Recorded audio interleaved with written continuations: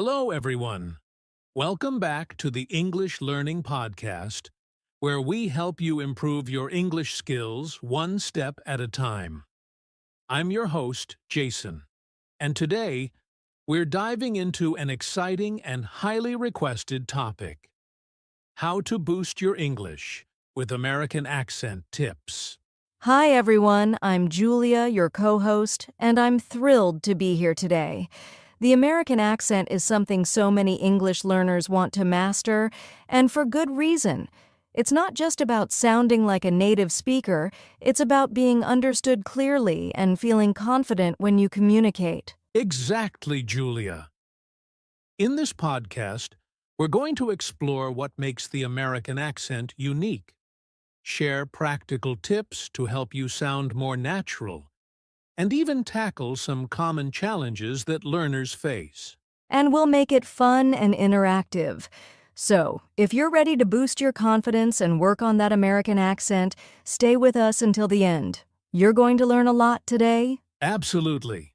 And if you're new here, don't forget to hit that subscribe button so you never miss out on our English learning tips. All right, let's jump right in. All right, let's start by talking about why focusing on the American accent can be so important for English learners. Julia, what do you think? Well, Jason, the American accent is one of the most widely recognized English accents in the world. Think about it. Movies, TV shows, music, and even business communications often feature American English. So, mastering it can help learners connect with a global audience. That's a great point. It's not just about sounding American, though. A clear American accent helps people understand you more easily, whether you're speaking to someone in the U.S. or even someone from another country who's familiar with American English. Exactly. Plus, having a confident accent can make a huge difference in how you feel when speaking English. When you know you're being understood, it boosts your self-esteem, whether it's in a job interview, a presentation, or even just a casual conversation. Right. And it's not about being perfect or losing your unique identity. It's about clarity and communication. An accent is just one tool that makes your English more effective. I love that, Jason. And here's another interesting fact. Improving your accent can also sharpen your listening skills. When you practice the sounds and rhythm of American English, you naturally become better at understanding native speakers. That's true. So, learning the American accent isn't just for speaking. It's for listening, connecting, and communicating effectively. And the best part is, it's something anyone can learn with the right mindset and practice. Absolutely. So, if you've been thinking about improving your American accent, remember, it's not just about sounding like someone else. It's about becoming the best, clearest version of yourself in English. Well said, Julia. With that, let's dive into the specifics. In the next segment, we'll explore the key features of the American accent and how you can start practicing them today. Now that we've covered why the American accent is so important, let's break it down. What exactly makes the American accent unique? Julia, do you want to start with one of the key features? Sure, Jason. One of the most noticeable things about the American accent is how vowels are pronounced. American English has a lot of long, drawn-out vowels. For example, the word cat has a broader A sound compared to British English. And don't forget about the R sounds. They're much stronger and more pronounced in American English, like in car, water, or doctor. That's a great point. American English is what we call rhotic, meaning the R sound is emphasized even at the end of words. In contrast, in British English, that R is often silent. Try saying car the American way. Car. Exactly. Another key feature is the flap T sound. This is when the T in words like water or butter sounds more like a soft D. So instead of saying water, Americans often say water. Right. And that's something that can make your accent sound much more natural. It's subtle, but practicing this can really help. Another thing to note is the rhythm of American English. It has a clear stress pattern, with some words or syllables being emphasized more than others. That's true. For example, in the phrase, I'm going to the store, the stress naturally falls on going and store. The smaller words like I'm and to the R less emphasized and spoken quickly. Understanding this rhythm can make your speech sound more fluid. Good point, Julia. And let's not forget intonation, how the pitch of your voice rises and falls. In American English, we tend to use a rising intonation for yes or no questions like, "Are you coming?" But for statements, we use a falling intonation, like, "I'm going to the store." Intonation really makes a difference. Another unique aspect is the use of connected speech. Americans often link words together when speaking quickly. For example, instead of saying, "What do you want?" word by word, it sounds more like, "What do you want?" Yes, that can be challenging at first, but practicing these patterns helps a lot. So to summarize, focus on your vowels, the strong R sounds, the flap T, rhythm, intonation, and connected speech. Exactly. And don't worry about trying to perfect all of this at once. Start with one or two features, practice them, and gradually add more as you become comfortable. Great advice, Julia. Up next, we'll share some tips and exercises you can use to practice these features in your daily life. Stay tuned. Now that we've covered the key features of the American accent, let's talk about how you can practice it effectively. Julia, do you want to kick things off with a tip? Of course, Jason.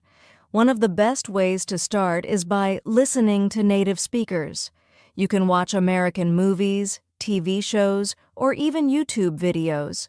Pay close attention to how they pronounce words, their intonation, and how they connect words. That's a great tip, Julia. And while you're listening, try to practice shadowing. For those who don't know, shadowing is when you listen to a native speaker and repeat what they're saying almost at the same time. It's like being their echo. Yes, it's such a powerful exercise. You're not only mimicking their words, but also their rhythm, tone, and stress patterns. A good trick is to start with short clips or phrases and gradually work your way up to longer conversations. Another great way to practice is by recording yourself. When you speak, record your voice and then compare it to a native speaker saying the same thing. This can help you catch areas where your pronunciation or intonation might be different. Absolutely, Jason. And here's another fun one. Practice with tongue twisters. They're great for improving your pronunciation and clarity. For example, try saying, "Peter Piper picked a peck of pickled peppers," focusing on each sound. Tongue twisters are such a fun way to practice. And here's something many learners overlook: learning the International Phonetic Alphabet, IPA. It might sound technical, but it's a tool that shows you exactly how to pronounce each sound in American English. That's a fantastic idea, Jason. The IPA can be so helpful, especially for tricky sounds like the th in think or that. Speaking of tricky sounds, practicing minimal pairs, words that differ by just one sound, can really help too. For example, bit and beat or van and fan. Good point, Julia. And don't forget about tools like language learning apps or accent training apps. Many of them have exercises specifically for practicing pronunciation. Some even have AI feedback to help you improve. Yes, and one more tip. If possible, try to find a language partner or coach who's a native speaker. Practicing real conversations is one of the best ways to improve. Even if you don't have a partner, you can try talking to yourself or reading aloud to get used to the sounds and rhythm. That's true. Remember, the key is consistency. Spend just 10 to 15 minutes a day practicing these tips, and you'll notice a big difference over time. Exactly, Jason. And don't be afraid to make mistakes. That's how we learn. The more you practice, the more natural the American accent will feel. Great advice, Julia. Now that we've shared these tips, let's talk about some common challenges learners face and how to overcome them in our next segment. Now, let's talk about something that all learners face at some point: challenges. Julia, what are some common difficulties people encounter when trying to master the American accent? Great question, Jason. One big challenge is getting used to the strong R sound. For learners from non-rhotic language backgrounds like some parts of Asia or Europe, pronouncing the R in words like car or word can feel unnatural at first. That's so true. Another challenge is the flap T sound, where the T sounds like a soft D, as in water or butter. Learners often either overemphasize the T or avoid it entirely, making their speech sound less natural. Exactly. And let's not forget intonation and rhythm.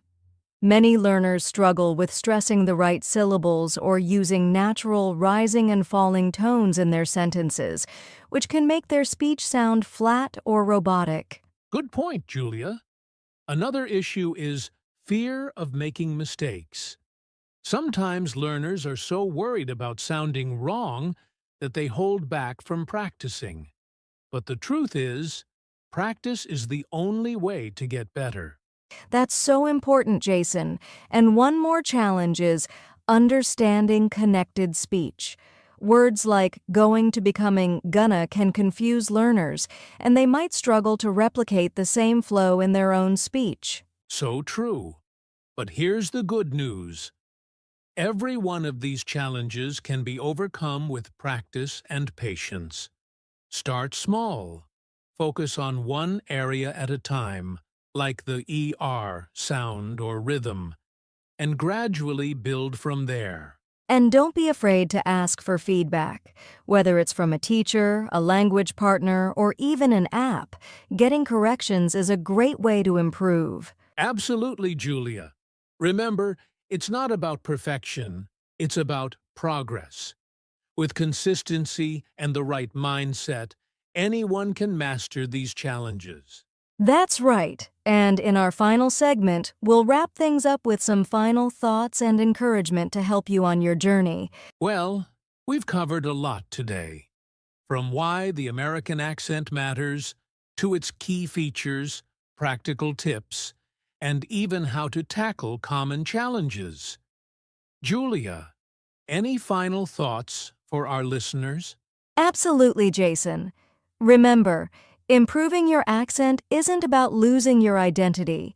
It's about being understood and feeling confident when you communicate. Focus on progress, not perfection, and celebrate your small victories along the way. Well said, Julia. And to all our listeners, consistency is the key. Even just 10 to 15 minutes a day practicing your accent can lead to big improvements over time. Exactly. And don't forget, there are so many resources out there to help you.